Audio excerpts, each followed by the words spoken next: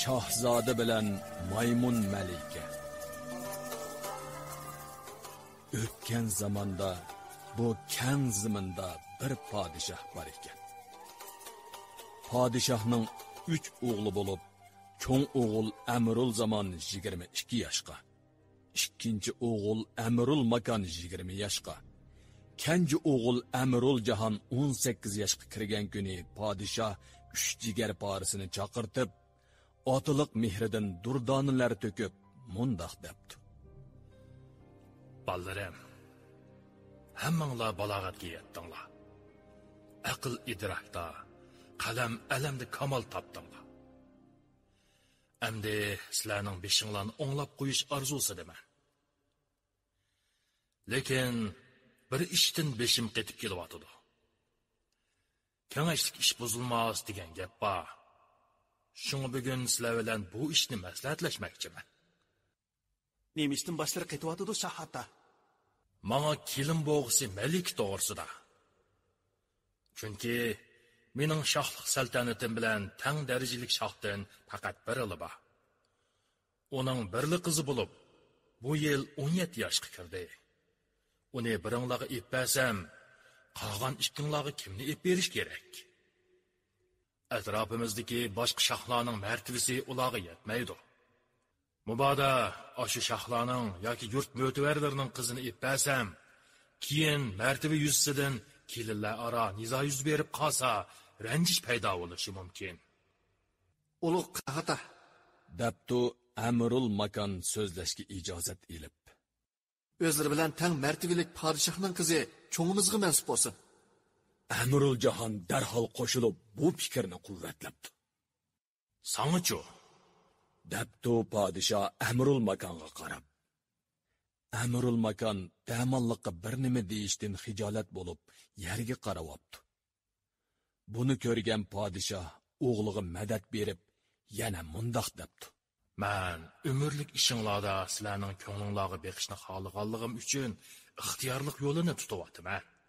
Əmirul Makon otasidan bu gapni anglab, qalbidagi farishtasini oshkorlasa bo'ladiganligiga ishonib, beshini ko'tarib, mundoq debdi. Mening ko'nglimda biri bor. U shaharimizdagi bir savdogarning qizi. Men uning bilan sog'tash. Loyiq ko'rsangiz, shuni kelin qilsangiz. Xo'p, o'g'lim. Men u savdogarga baxt elchilarini avatay. Dabtu podshoh ma'qullik bildirib, ondan kenjisiga savol nazari bilan qarabdi. Əmirul Jahan Saltanatli shoh ota, men texi bu ish to'g'risida o'ylag'uchilik bo'lmadim. Ammo sizni bosh qatinchilikdan xalos qilish yuzasidan maslahatingizga qo'shilmay amalim yo'q. Menga bir o'qya bersangiz, men otgan o'q, mayli shoh yoki gaday bo'lsin, kimning zimini yoki uyga tushsa, shu uyning qizi sizning keliningiz, mening talaygülim bo'lsin, debdi. Eng orzuliq bo'lgan kenji o'g'lining bundoq tavakkulchiligini xiyoliga keltirib boqmagan podshoh sal andish qilgan bo'lsa-mu, ixtiyorligini o'g'liga beravatganligi tufaylidan shahzodani bundoq qilishdan to'sishga amalsiz qilib, o'g'lim, xohishingchi bo'lsin, debdi va shu on kenji shahzodaga bir oltin o'qyani tutqizib, ikki cho'ng o'g'lining hamrohligida o'rda munoraga ip chiqibdi. Bu munar shundoq igiz munar ekanki, bu yerda turib atrofga qarasa, oddiy ko'z bilan bir kunlik neridagi joylarni, bo'layotgan ishlarni aynan ko'gili bo'ladi ekan. Podshoh o'g'lining ko'zini bog'lab, uni belidan tutib ko'tirib, bir necha qitim pirqiritib o'ylantirib yerga qo'yibdi. Shu on shahzodaning ko'zi yeshib etilibdi. Shahzoda yoni kerib o'qni itibdi. O'q birdamdila ko'zdan g'oyib bo'ldi. O'qning tushgan yerini ko'rish mumkin bo'lmabdi. Shahzoda ota-onasi va ikki qarindishi bilan xo'shlashib, arg'amoq etiga minib, o'qni tepib kelish uchun tanho yo'lga chiqdi. Shahzodaning onasi zar yig'lab, kunlar o'tibdi, haftalar o'tibdi. Bir kuni bir cho'pon o'qya o'qig'i qistirilgan bir parcha xatni ilib o'rdiga kelibdi. Podsho o'qni ko'ribli to'nibdi. Xatda munolar yozilgan ekan. İzzatlik va hurmatlik, shonu shavkatlik buzurgvarim ulug' shoh atam oliylarga, mehribon xonish anam ma'lum bo'lgayki, tinch amon safarni davomlashtirmoqdaman. Lekin o'qdan nishon yo'q. Davlat posilimiz siziqida turib yozgan bu maktubim orqali ahvolimdan qisqacha bayonot yo'lladim.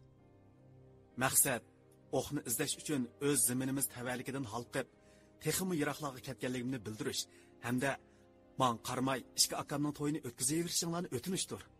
Ehtirom bilan tallariga salomatlik va uzun umr tilab, sizlarni dil qandiliga sham qilib yiqib yurguchi jigar poranglar Shahzoda Amruljahan. Xatni o'qib, podshohning ko'ngli g'ash va g'amnak bo'lgan bo'lsa-mu, ikki cho'ng o'g'lining to'yini boshlab etibdi. Bular to'y o'ynab tursin. Biz gapni Shahzoda Amruljahandan anglaylik. Ota-onasidan, akillaridan, bog' bo'ston, gul-guliston diyoridan ayrilgan Amruljahan dasht bayovon, cho'l jazirlarni kezib, daryo iqinlarni kechib, tog' davollarni eshib, oxiri odam oyoq bosmagan giyohsiz, suvsiz, bepoyon bir qumliqqa chiqib qopti. Tomuz kunlar ekan. Bir yerga borganda ot ussizlikdan bo'lanmay o'libdi. Etidan ayrilgan Shahzoda qanot sungan qushdek yiqilib qo'pib, o'milab, yumilab degandek mengib olg'a ilgirlaveribdi.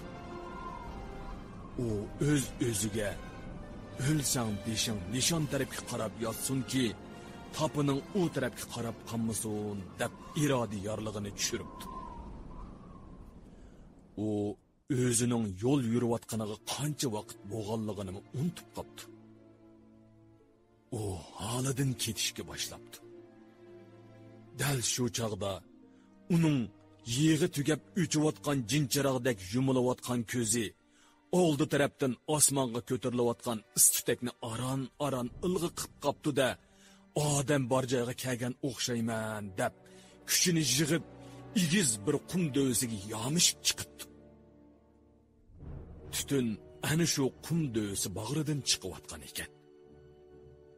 Shahzoda shu tarafga qarab do'milabdi.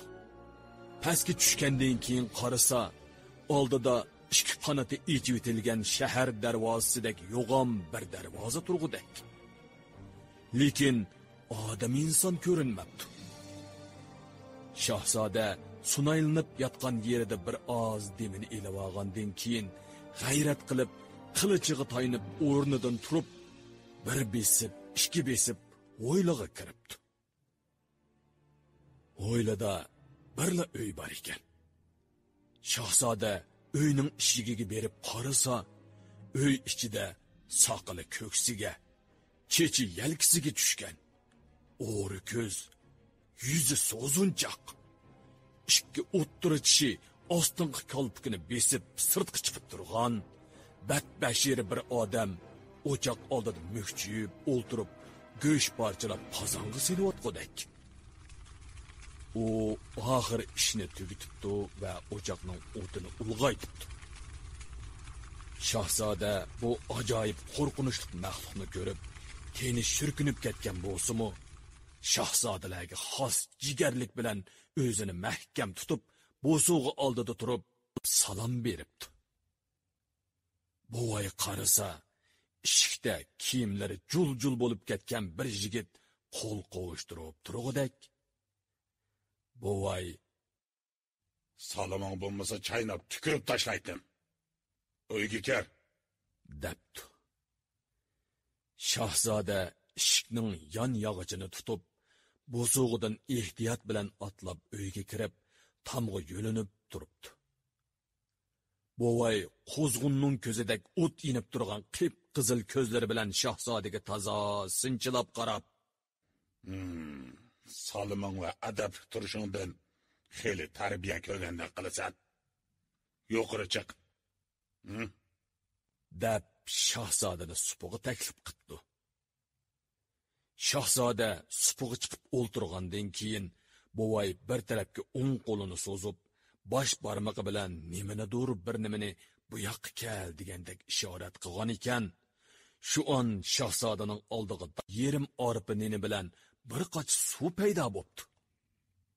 Oğlum, kiyimlerining titilib ketganidan, yüz gözün onun qara siyah sürkep qo'ygandek qariyib ketganidan, kolpuklaring sho'r bog'lab yerilib ketganidan, bu pish kunlarda uzun yo'l yurib kelganliging bilinib turibdi. Ochlik uchaylaringni tortishtirib, usuzlik yuragingni o'rtayotgandi. Go'sh pishqicha mana bundan niyat, suvni ichib nafsingga aram berib tur. Sal turib go'sh bilan mehmon qilaman. Dabto buvay. O'z baxtidan ichinib, yuragini g'ashlik qoplagan shahzoda, garchi bu bakbashira odamning bundoq mehribonlik ko'rsatayotganligidan ko'ngli sal amin topgan. Hatto maqsadimni mushu buvayga izhor qilsam, mushkulimni oson qilishga yo'l ko'rsatsa ajab emas, degan yerga kelgan bo'lsa-mu, lekin bu odamning ba'ayni yalmovuzlarga o'xshash turqiga qarab, vujudiga vahimalik bir ansizchilik iqib kirib, meni seni qandoq ishlarga duch kelaman degan savol chulg'ayapti-da, bosh oyog'i ko'rinmaydigan xiyol tumoni ichida qo'li non, suvga bormay o'ltirib qopti. Shu chog'da buvay o'rnidan likkida turib, shahzodaga ko'z qirda qarab qo'yib, eshik tomon mengibdi. Shahzoda sal esini yig'ib, yerim yumuq ko'zini uningdan uzmay qarab turibdi. Dumchaygan peti paypaslab aron mengayotgandek qilgan buvay sirtqa chiqqandan keyin puti yerga tegmagandek shundoq tez mengibdi-ki, shamolmi unda quchanmaydi ekan. Buni ko'rgan shahzodaning xiyol qushi osmonda laylab yurgan parcha-parcha bulutlardek uyon-buyon parvoz qilib, aqlini ip qochibdi. Dal shu chog'da uning quloqiga "Ey mehmon, man qarang" degan oltin qo'ng'iroqdek jarangliq bir ovoz olinibdi. Shahzoda cho'chib beshini ko'tarib atrofga qarabdi. Lekin hech nima ko'rinmabdi. Shu asnoda yana "Mana men bu yerda. Tonlik qarang" degan ovoz olinibdi. Shahzoda tonlik qarasa, to'lin oydek bir pari tong shabnimida ichilayotgan g'unchidek tabassum bilan o'ziga qarab turg'idek. Shahzoda davatganini sezmay qopdi. U o'z ko'ziga ishonmay, qo'li bilan ikki ko'zini uvulab, ko'zini qayta ichib qarasa, boyiqi jonon bir xilda kulib turg'idek. Shahzoda buning tushi emas, o'ngi ekanligini tasdiqlagandan keyin darhol o'ng qo'lini ko'ksiga qo'yib, beshini egib hurmat bildiribdi. "Ismingiz kim?" deb so'rabdi pari. Amruljahan. Amruljahan, siz bu qerga nima maqsadda kelganligingizni aytmang.